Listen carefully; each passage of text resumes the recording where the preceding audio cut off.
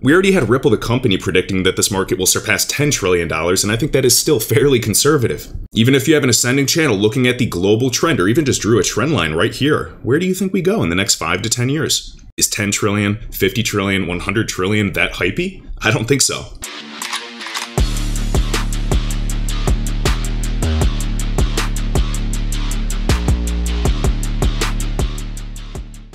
What is going on, guys? Kevin Cage here with another cryptocurrency update. As we heard last night with the news, the Bitcoin price chart has in fact closed its highest weekly candle in history. Although it has not yet cracked the all-time high price, many analysts are expecting that this will occur in the near future. And the total global crypto market cap is approximately $2.47 trillion yet again. As you can see, there's over $100 billion flowing through this market every 24 hours. As we can see, I'm going to pull up the Bitcoin price chart really quick. And here's the Bitcoin price chart dating back to 2011 up until present day. We have 13 days until the monthly candle body closes. Would love to see if we can close above all-time high.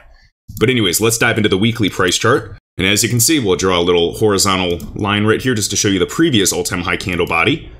And boom, we in fact closed a candle body over that level and even back tested it. Love to see this, and one important thing to keep an eye on is the RSI in this level. This is the Relative Strength Index. When this pierces on the weekly RSI, look out for a hell of a nice run. And what happens when this weekly RSI gets up into this territory? We're talking over 70. And I know about 90% of the market is expecting a blow-off top moment, so we will see what happens. We are basing it off of the historical data of several bull runs. Remember, the Bitcoin halvings in 2012, 2016, and then 2020. And we'll have to find out if this time will be any different. Next up, Australia's 5th largest pension fund is reportedly considering allocating capital to the crypto markets. My question for you is this: are they going to be focused on Bitcoin, or do they see a higher ROI in the altcoins, which is what I am solely focused on? The Financial Times reports that Queensland Investment Corporation, QIC, which manages $69 billion worth of assets, is open to making cryptocurrency investments in the future. Remember, as I said in previous videos, family offices right now are discussing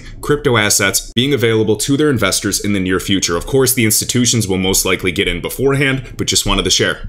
Crypto's not going anywhere. Yes, it'll continue to be volatile. There's going to be pumps, there's going to be dumps, but this nascent market is going to continue to grow. And even when prices are down, the builders are still building. And that is something we have to understand. And that is why we've been in this beautiful ascending channel for the past decade.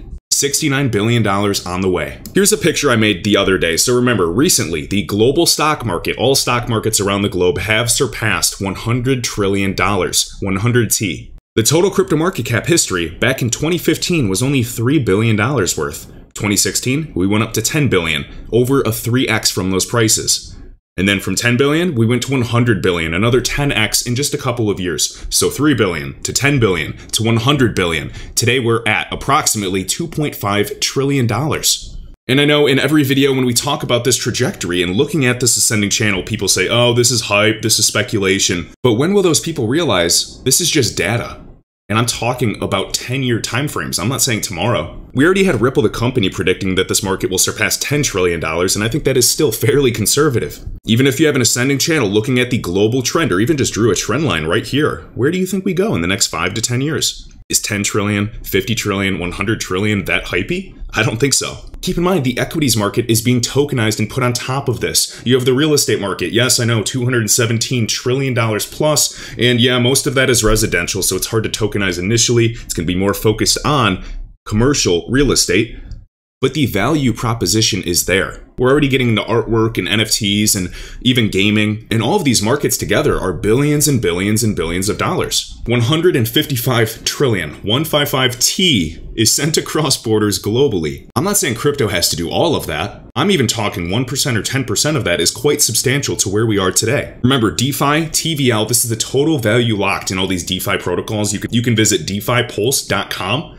We're roughly at 100 billion today. We watch this number climb from 5 billion up to 100 billion. Reputable financial analysts are predicting this number to go to the trillions. So just wanted to share that. Most people think everything's too good to be true, and those are the people that don't really dream and go after it. And after seeing some comments about everything being speculative and hypey for on and on and on, when I'm talking about years in advance, this is exactly what I saw in 2020. Cardano was at 5 cents. XRP was at 15 cents, even 11 cents if you want to count that wick. People said it would never go to $1. Cardano went multiple dollars, and XRP still performed and still has yet to truly awaken. Not every project will win, but the idea is to have a blanket strategy, and one of your winners will outperform all of your losers. This is the common strategy they did in the dot-com bubble. So FYI, global companies, even Ripple the company, are forecasting the crypto market to surpass $10 trillion in the next decade. That is a 4x from here. FYI, the market was at $100 billion 1 to 2 years ago. We've gone up well over a 10x since that point. Is a 10x from today too crazy for you? Okay, well I understand the concept of diminishing returns. Let's be conservative. Let's be conservative then. Instead of a 10x, maybe a 5x, maybe a 4x, maybe a 2x. All I'm saying is I see tremendous upside. But yeah, sure, you can just keep saying it's all hype, just like those that called Bitcoin hype in 2011. Also wanted to just draw a big ascending channel, just in a trend, and of course I could have drawn a higher one at these levels as well, but just wanted to show you some other lower levels. Remember the previous all-time highs set back in 2017, 2018, around the 18-19K mark, and just wanted to show you the other recent low that we had around that $28,000, $30,000 region. This one we're at 59K, pushing on our previous resistance, and hopefully we can turn this into newfound support. Also guys, so XRP, QNT, even AVAX, Electroneum, CGI is a member and partnered with all of these groups with the Digital Pound Foundation. I know I did videos a couple years ago emphasizing this, but remember, there's $5 trillion sent per day throughout the foreign exchange ecosystem, arguably much more today thanks to inflation. There's $5 trillion sent per day over SWIFT. And 40%, approximately half of that traffic is processed by Ripple partner CGI, who built a Ripple Intelligent Gateway years ago. Go Google it, Ripple CGI Intelligent Gateway. I'm repeating this for newcomers. More than 20%, 1/5 of that $5 trillion of SWIFT payment transactions is processed by this one organization, who has Ripple ties for years and years and years and is already an announced partner of the company Ripple. CGI handles over 35% of all US wire-based transactions, 3 to 5 trillion per day. And this is Yoshitaka Katao, the CEO of SBI Group, a huge shareholder of Ripple and R3 based out of Japan, sharing this announcement, designing a path for central bank digital currencies. And this is Ripple Insights article actually announcing this just on the 14th. You can type in Ripple Nacha, pull the first article up, Ripple joins Nacha Alliance, because I'm thinking of wire-based transactions and other types of networks. And we have Ripple. Of course, Bank of America is already an announced partner, but back in the day, people didn't actually believe Bank of America was a partner, even though their offices are right next to each other, but they are. And you can see Ripple at the bottom of this payment stack, settlements infrastructure, cough cough XRP, messaging and routing with the ACH network. And who is Nacha? Well, they're partnered with Ripple. And if you don't think this is huge, they were founded in 1974, representing over 11,000 financial institutions. Doesn't SWIFT represent 11,000 financial institutions? Although this is ACH, the automated clearinghouse, seems like we're directly connected now to ACH and even SWIFT, the electronic network that's the backbone of US payments. Yeah, this is old, 2014. Do you think that Ripple the company, the XRP ledger, all these APIs and integrations have just been twiddling their thumbs for the past 7 years? No, I believe they've been building and future-proofing this ecosystem, and now we are going head-to-head with the SEC for proper clarity and guidance going forward. Next up, this is Casper, a digital asset that I am quite fond of. Why is Casper a good fit for enterprises and developers? Remember, some of the early Ethereum developers were building Casper. It actually launched in 2021 on its mainnet, but has been in development for several years as a future-proof blockchain.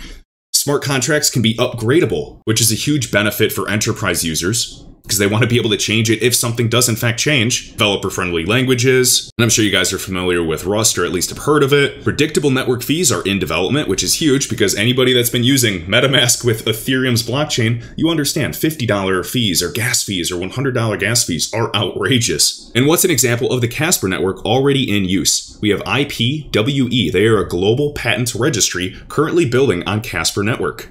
They've partnered to build a COC, which is a chain of custody solution for public patent records. Now, this is relatively old news, but just wanted to tweet this. I provided the document and link if you guys are curious, and wanted to point you in the right direction. Who invested in Casper Labs? Check out Arrington, XRPcapital.com. Michael Arrington, good friends of Brad Garlinghouse of Ripple, big advocate of XRP, Algo, and a variety of other great assets such as Terra Luna. And this is his portfolio of companies that he's in fact invested in. I know Vega looks familiar. We also have Anchor. Moonbeam is a partner with a few assets we like. Ramp DeFi, Polkadot, Casper Labs. So Arrington is also an investor in Casper Labs. Not to surprise you, of course, Algorand, Terra, Kava, Reserve. Oh, even this guy that absolutely rocketed this month. And XRP side by side with Proppy. Remember what I said about the cross-border market as well. The reason I'm bringing up Casper is because the price has not budged. All it has done since inception is essentially dumped because maybe the initial token buyers were in fact dumping on the market, but now it has been in an accumulation phase for quite some time. It doesn't take a genius when the bullish market comes. Some alts pop off. This is an alt that I'm watching as it's been just steadily coiling up. They also just announced that on October 28th, the new version, the 1.4 of the Casper network, is scheduled to launch. This will be launching shortly after their testnet launch around October 22nd. So I guess I'd be curious if there's going to be any price action from this point. Remember that Casper Labs has in fact been listed on Uphold, the exchange, linked in the video description next to all the other exchanges. And you guys can read more about that as well. I did in fact retweet it if you follow me on Twitter. This is something I also wanted to highlight and tweeted. So Amazon stock, using the 236 as the swing high for the Fibonacci, swing high, swing low, impulsing all the way up to a full 4.236 Fibonacci extension on the monthly chart. And now I was just saying as a mental exercise, and you can apply this to your crypto. Imagine dollar cost averaging, DCAing into Amazon stock early on, and maybe having an average buy-in price of $80.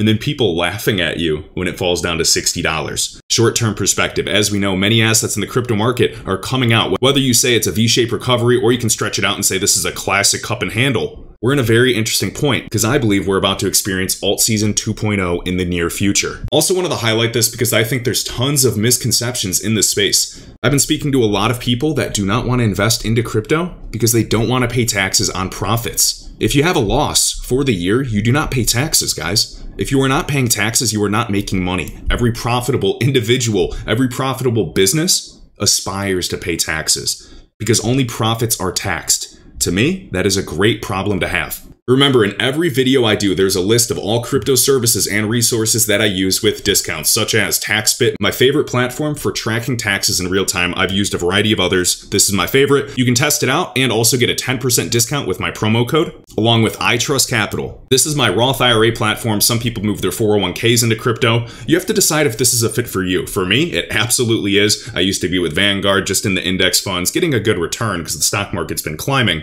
But then I went into Bit IRA.